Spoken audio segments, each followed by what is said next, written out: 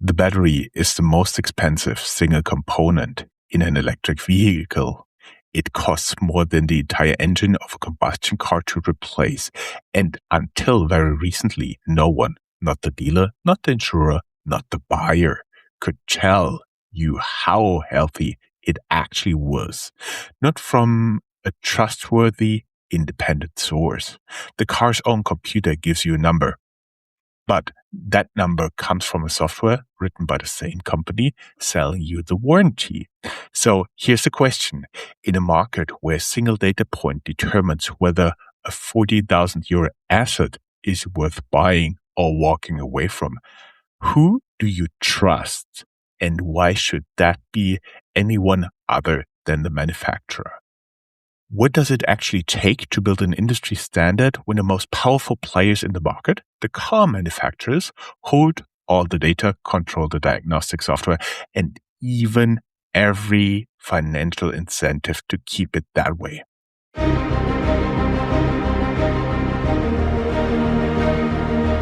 Welcome to Startuprad.io, your podcast and YouTube blog covering the German startup scene, with news, interviews, and live events. Aviloo GmbH was founded in 2018 in Wiener Neudorf, Austria, by Wolfgang Berger and Nikolaus Meyerhofer, with a single thesis that the EV battery market had no independent manufacturer-agnostic method of measuring battery health.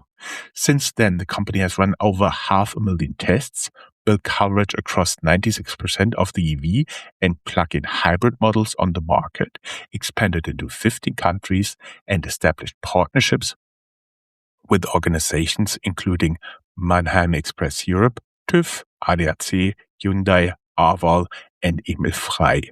In December 2025, they announced a US market entry via partnership with Lectrium, operating from a Denver subsidiary. In February 2026, just very recently, they closed a 30 million euro strategic investment led by Amira Growth, with Investag participating to fund global scaling. Their estimated enterprise value sits between 130 and 200 billion US dollars. The battery passport, which will mandate exactly the kind of data transparency Aviloo provides, becomes compulsory in February 2027. My guest today is Markus Berger, CEO and partner at Aviloo since 2020. Hello and welcome everybody to Startup Radio, the podcast for the startup ecosystem and beyond. Today we're speaking with the CEO of Aviloo Battery Diagnostics, a company that has positioned itself at the center of the most consequential trust problem in electric vehicle transition. Servus, Markus. Hello.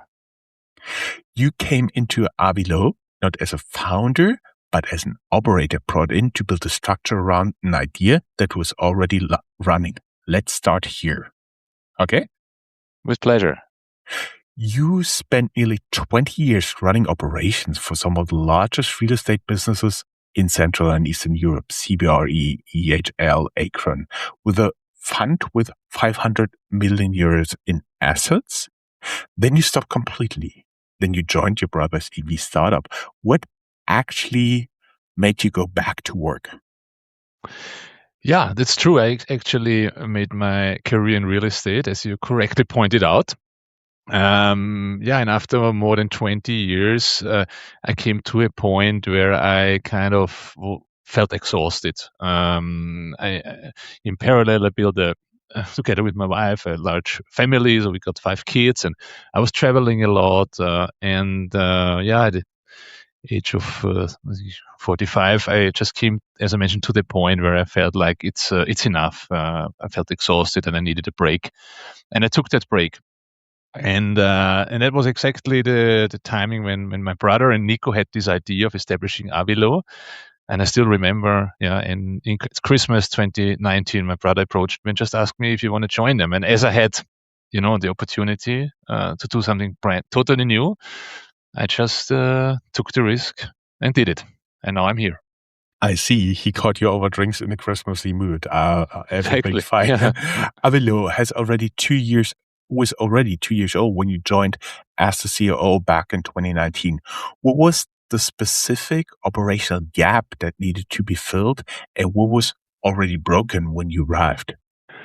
So the company was actually not 3 years old. It was more like 1.5 years. And there was nothing broken. It was just like my brother told me, look, Marcus, Nico and I, we are both technicians. We understand a lot about technology, but we have financial matters to be taken care. We have bills to be paid. We need financing.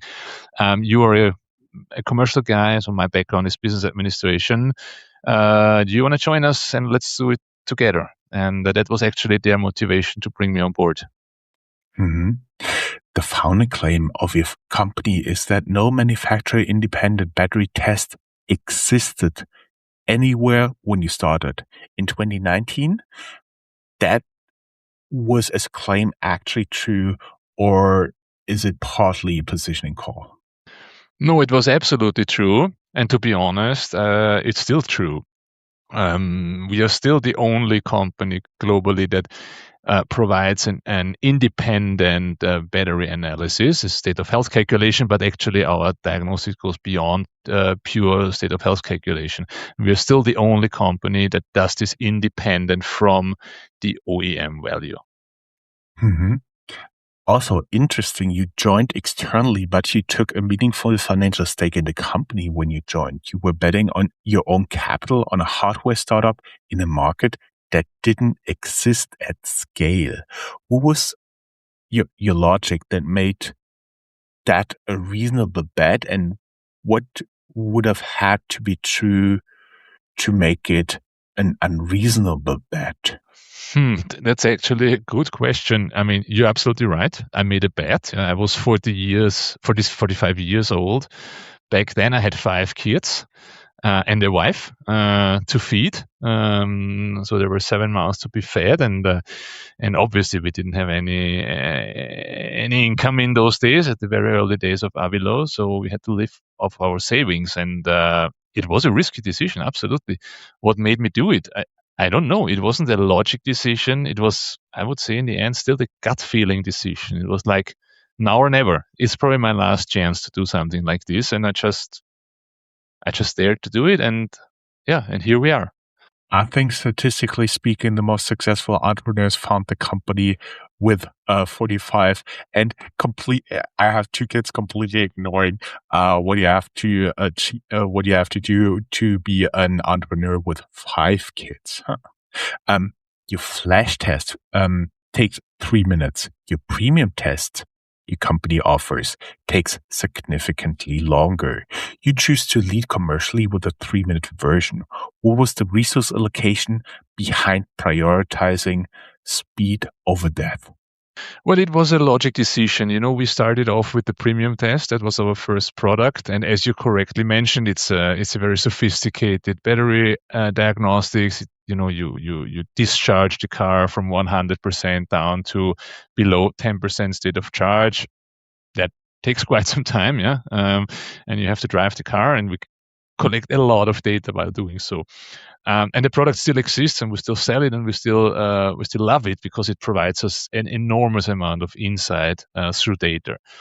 But obviously, it doesn't fit into the processes of a car dealer, of a leasing company, of an auction house. It just cannot drive a car for 300 or 400 kilometers. So we very quickly, back in those days, then came to the conclusion: okay, on the basis of the premium test data, we need to provide the market with a quick test in standstill mode, no driving, no charging, no discharging required. You just plug in the box, wait 3 minutes, and get a proper state of health calculation. And that's actually the product that we are selling today. That's the flash test. Mm-hmm. According to your data, you cover 96% of all EV and plug-in hybrid models on the market. What does it actually cost in terms of times and resources to add a new vehicle to your system? And what's the constraint that stops you from reaching 100%? Well, there is substantial time and resources that goes into, working on the communications through the OBD, through the OBD interface, communicating with the internal CAN bus of each vehicle. Because the CAN bus protocols are not standardized, and a Volkswagen or a BMW or a Tesla or a BYD uses totally different protocols. And our job is, and we have a team of 5 people who do nothing else than ensuring that communication is working properly. And their job is to ensure that we get the data that we need out of each and every car. And sometimes that means that we need the car really physically here, specifically when it's new brands, such as new Chinese brands that come to Europe. We want and we need that car physically here to learn the communication, to train our models to write the respective software, and to be able to offer that car then to our clients. When there are new models coming from existing OEMs like Volkswagen, and they follow the campus protocols of the existing cars, like for example the ID.7 follows the protocols of the ID.4 and the ID.3, but then it's comparably easier for us to do so, and we don't need the car. We actually physically here in our offices can do it remotely. Mm-hmm. Mm-hmm. I see. And what is preventing us from reaching 100% is the scarce models that just arrive from China, which don't have a volume yet, where we didn't prioritize yet to learn to communicate with those cars. We will at a certain point of time when the market requires it, but that's actually the gap between 95 and 100%. Mm-hmm. Mm-hmm. Mm-hmm. Now we'll get a little bit into the technical details, because you have stated publicly that a battery at 75% state of health can still be a perfectly good car, meaning it's, as we said before, it's the most expensive part of the car. The industry convention treats 80% as a meaningful threshold. Who benefits from the 80% rule staying in place, and who gets hurt by it? Well, it's a good question. I mean, I don't want to make a statement that I think someone would intentionally play with that figures to his own benefit. I don't believe that's actually true. I personally think that it fully depends on on the individual driving behavior. And when I say a car with 75, and I would even go further and say even with 70%, maybe even with 65 or 60% state of health, is still a usable car for specific people. If you just say, okay, I just need a car, to go to the supermarket, maybe drive to my parents who live 80 kilometers away, and that's it. So then you're probably well off with the car that has 70 or 60% state of health, provided that there is no safety risk, which might be the case. But if that's not the case, then you can buy a car. It should just be priced adequately. You should get such a car much cheaper than a similar car with the 85 or 90% state of health. And that's our job. Keep EVs in the market for as long as possible. And ensure that you can make an educated decision when buying a used EV. You decide what you need, and you go out and find a car that exactly meets what you need, and that might differ from one person to another. Mm-hmm. You increased Mannheim Express Europe, so it's a used car online platform. Their used EV sales conversion rate by more than a third after introducing your certificate. Before your certificate, what were they doing instead, and why was it failing?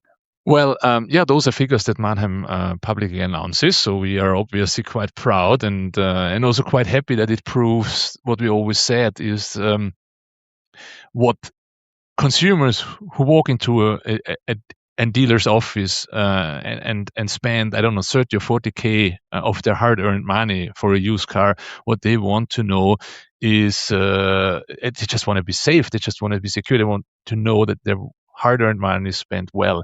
And an EV is practically a battery and a computer on wheels. So the battery is the decisive part, is the black box, and we bring transparency into that black box. We would just make it, publicly known. This vehicle has a state of health of X, and this has a state of health of Y%. Make your decision, price it adequately, and obviously those cars get sold much faster because our clients like Manum Express can provide what their clients need, which is independent diagnostics, which is safety, which is security, and that's what clients want. Mm-hmm.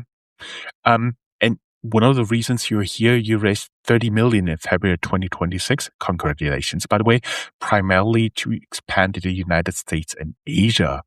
But the EV battery passport becomes mandatory in almost a year, February 2027. Right now, your strongest regulatory tailwind is here in Europe, European Union. Which market is the actual growth bet? The ones with a legal mandate or the ones without it?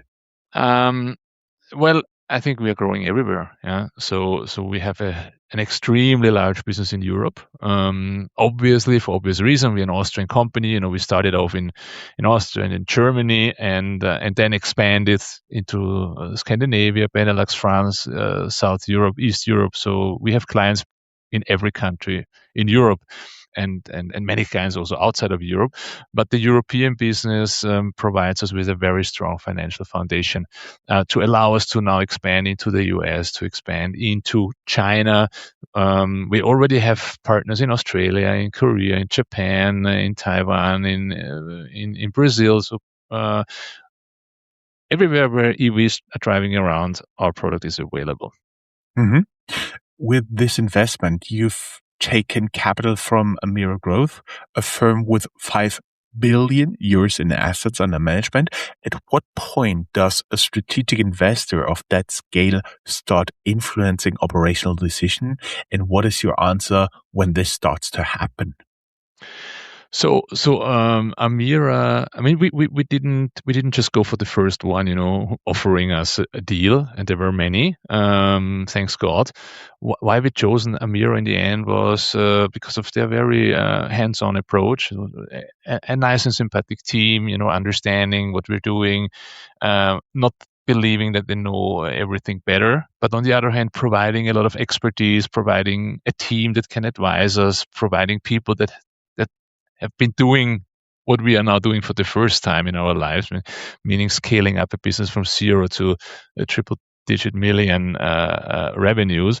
So Amira, already in the first couple of months, has been very helpful in helping us, with our go-to-market strategies, with working on our organizational chart, with key hires, and so on and so forth. So they provide a lot of input, except for money. So not except for, I apologize, in addition to money. That's also something I tell everybody who's raising funds. You can't simply buy money KPIs. You can rank the term sheets. There has to be personal fit. There has to be competence in there as well. I agree.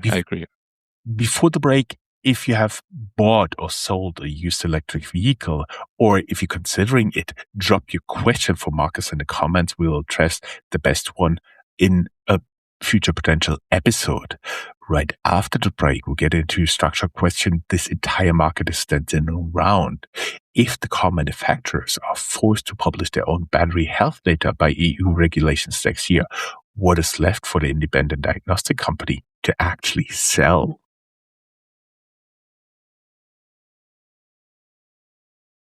The EU battery passport arrives in February 2027. It will require OEM manufacturers to report state of health data for every battery. If that data is publicly available and legally standardized, what does exactly Aviloo sell that the buyer cannot get directly from the car's own communication? Recurrent, your US competitor, runs entirely without hardware. They aggregate real-world driving data through software integrations with no physical device involved. Explain precisely why software alone cannot do what your flash test does, and what measurement specifically requires your hardware contact with the vehicle. So I actually I wouldn't support the statement that Recurrent is our US competitor. I think Recurrent is a marketing support company. They are by far not doing battery tests. They are, I guess they tried, but they probably find out that it just doesn't work without the hardware. They are connecting through individual apps, getting some data out of it, but it definitely doesn't give you any information about the battery. It just requires a hardware, and it will require hardware for quite some time to go. Why? Because the cloud solutions that OEMs have are still comparably small. There would be so much data that the car produces that would have to go into cloud solutions that there is hardly any company who is able to do that at the moment. We need the hardware. We need the Aviloo box to connect with the OBD interface exactly to get out all the data that we need in order to perform a proper battery test, to perform a premium test, or to perform a flash test. And this data is not available in any OEM cloud that we know, at least, and I think it won't for many years to come. But once that's the case, we would be more than glad to connect to that cloud solutions and just do the same, getting the data not directly out of the car, but indirectly through an OEM cloud solution would be perfect for us as well. Mm-hmm. Let me put a little bit my skeptic hat on. Looking at your business, the business world would say most first generation used EVs are still covered by their OEM 8-year warranty. So battery health testing is a solution in search of a problem. What would be your answer to that skeptic? I believe that the question maybe results also in a misunderstanding what we're doing. So it is not. We are not here to discover OEM warranty cases. I mean, we do that, permanently do that, but that's not the primary goal. The primary goal is to bring transparency into battery performance and also battery safety, which are typically not covered by OEM guarantees. So if you want to buy a used EV, and it just makes a difference if you have one with 95% state of health or with 82% state of health. Same age, same mileage, completely different state of health. And state of health directly translates into mileage. So your mileage just reduced substantially. Both EVs wouldn't be a warranty case, but you might say, okay, I take the one with 95% because that's what I need. I just need to go 400 kilometers once every week. And the 82% car wouldn't deliver that. So for me, it's not usable. There are no warranty cases involved here. And still, you want to know, because every percentage difference in SOH reduces your mileage, might have additional impacts on fast charging, by the way. And why would you pay the same amount of money for an 82% state of health Tesla like for a 95% state of health Tesla? You wouldn't. So you would still want to know, regardless of OEM warranty topics. Mm-hmm. Mm-hmm. An interesting thing we figured out is your brother Wolfgang, and co-founder Nicolas are the 3 listed managing directors in the Austrian Firmenbuch. How is your decision authority actually divided between you 3, and what is the process if you disagree on a significant operating decision? Because there's a lot of entrepreneurs right now listening, and maybe they also have the same problem, or maybe you have a good solution for them. I don't know if I have a good solution. I mean, yes, there are the 3 of us. We formed a management board, or let's say we formed the formal management board. What we also introduced is a senior management board that consists of additional people in the company, which would actually take the majority of the decisions. So we just don't rely on the opinion of the 3 of us. We include more senior people with more experience or additional experience into any decision-making board. But that has just recently been established over the first 4 or 5 years. You are right. We just took the decisions, the 3 of us together. The good thing is, we've been known each other. We know each other for more than 30 years. My brother and myself, obviously, and also Nico is a very good friend to both of us for 30 years. So we trust each other, and we have very different areas of expertise. Where my brother is more a product sales guy, Nico is a technician. I'm a hardcore finance strategy guy. So we trust each other. If we have a technical question to be answered, we would just trust Nico's assessment because I don't know, he knows. And while the others trust me when it comes to maybe business decisions, strategic decisions, then they would say, okay, Marcus, you know best. We trust you. So we could limit conflicts to an absolute minimum. Mm-hmm. Mm-hmm. Also, on your internal workings, I would be interested in what's the single internal metric that tells you whether Aviloo is on track in any given quarter, and at what threshold does a deviation in that metrics forces you to structurally respond? So thanks God we didn't have that incident or the case that we had really we had to structurally respond to any kind of deviation because we didn't have that. If we deviate, we just deviate to the upside, which typically doesn't force us for any response except for just letting it run. We have metrics, of course. I mean, we have our revenues coming in on a daily basis, so we track actually the amount of battery tests, the amount of revenues that we generate practically live. Yeah, we have a live dashboard that would tell us in the hour how many battery tests have we sold today, for example, until now it's 11 a.m. We could tell you, and we could react instantly if we feel that something would go wrong, which actually never happened. So that's more or less. I think you need to have actual data, ideally live data, specifically on revenues, and then you can manage and run your company quite efficiently. Mm-hmm. Mm-hmm. Mm-hmm. Your LinkedIn data, of the company Aviloo, show that you grew headcount by 58% in the last year. At what hiring pace does a company start losing the operating properties that made it effective at a smaller scale? And how do you actually detect that before it becomes a problem? Yeah, very good question. Yeah, I mean, we grow at a substantial scale. And of course, finding those people, hiring those people is a challenge. Onboarding those people is a challenge, and you might easily make wrong decisions, and go for speed instead of for quality. We don't do that. Yeah, we take hiring decision when we are really convinced that that is the right person. And what I'm doing, for example, I'm calling practically everyone who sends us an interesting CV myself, still at that size of the company. And we have now, by the way, over 600 open applications in our system. It doesn't mean that I call all the 600, but I would probably call 70 or 80 the most interesting. And I would explain them how Aviloo works, what's in our DNA, what this person would have to expect if he or she would join us.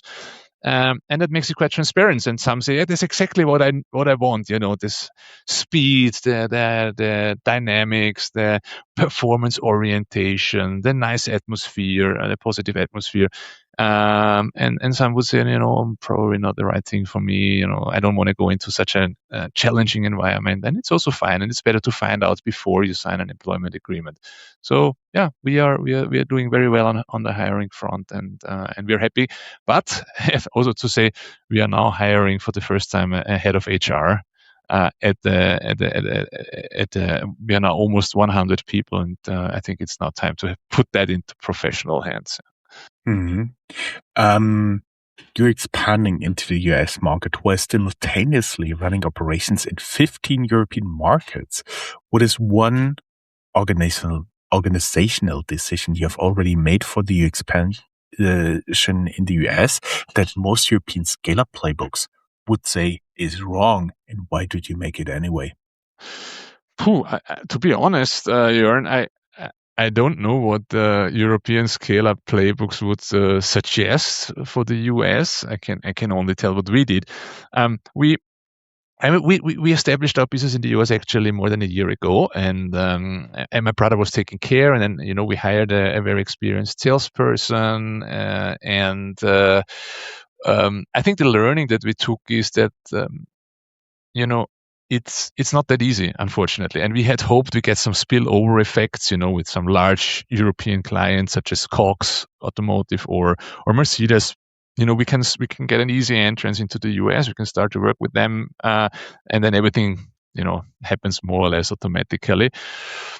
Didn't exactly turn out that way, and so we revised our strategy early this year, and we hired a CEO, a US-based CEO, whom we now hand over the responsibility to build our business locally in the US, because we also realized it's actually very difficult to build a business in the US out of Europe.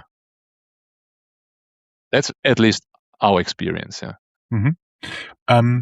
Can you name one specific operating decision from your first 2 years at Aviloo that you would reverse today? Not like a general idea, the specific decision, the assumption behind it, the evidence that proved it wrong, and the rule you now operate by instead. To be honest, I thought about that when you provided this this question to me, and I didn't come. Unable to come up with any decision, any substantial operating decision that I would, do differently today. Obviously there is a lot of smaller decisions or even bigger decisions that, with the knowledge from today, we would do differently if we had the opportunity. But at the time that we took a decision, it was right. I give you an example.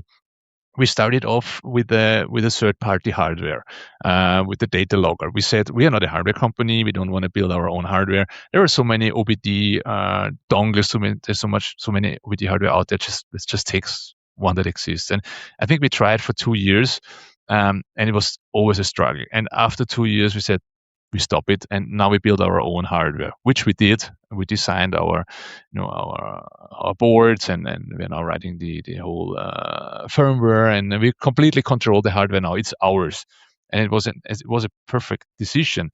But it was also the right decision 6 years ago not to do that, because it wouldn't have had the resources at those times. So it was right to say, let's try with the third-party hardware first, and I probably would do it again. But yeah, it was probably 2 years that we lost in hardware development. Yeah. For everyone listening, if you're a founder who has had to kill a product bet or reverse a major strategic assumptions, tell us what it was in the comments. We want to build a real library of these reversals. Now, we're getting very close to the end, and I want you to make a falsifiable prediction about the used car electric market in 2028. Something specific enough that we can return to this episode in 2 years and judge whether you were right or wrong.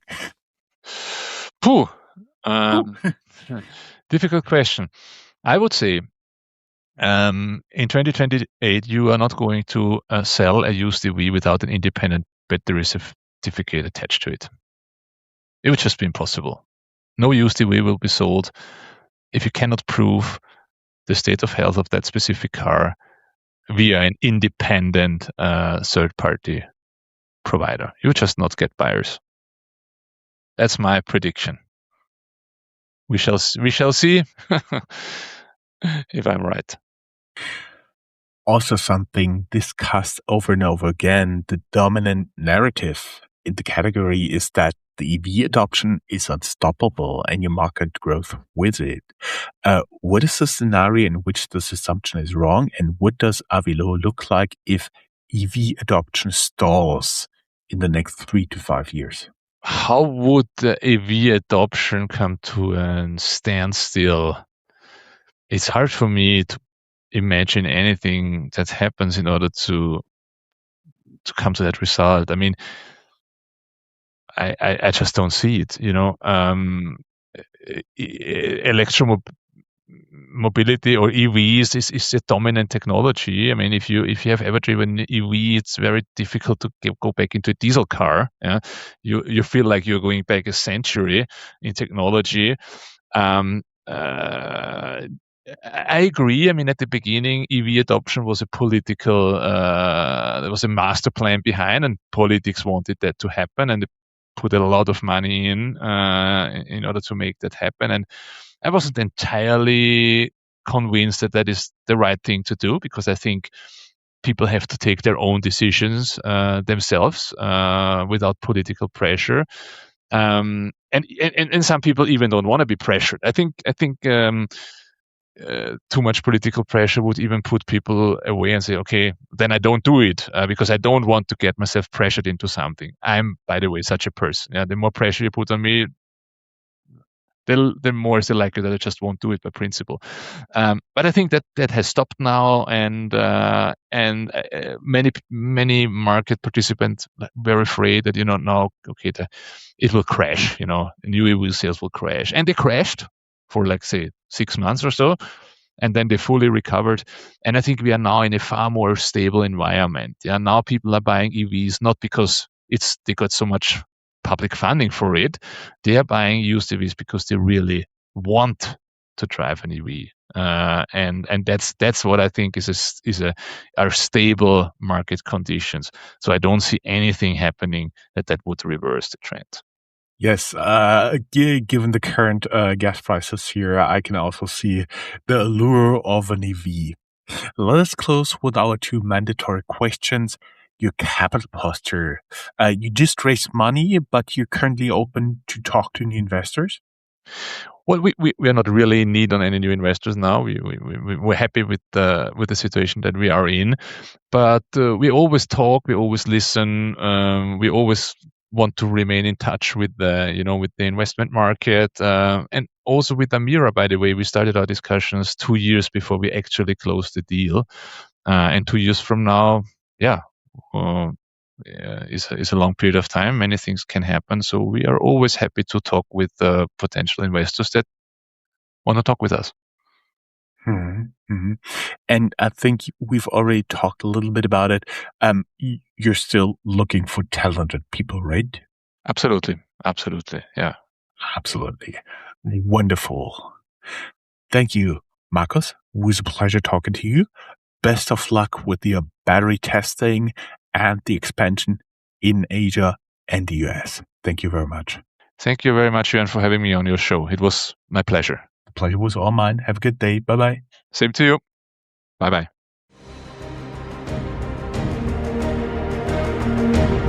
That's all, folks. Find more news, streams, events, and interviews at www.startuprad.io. Remember, sharing is caring.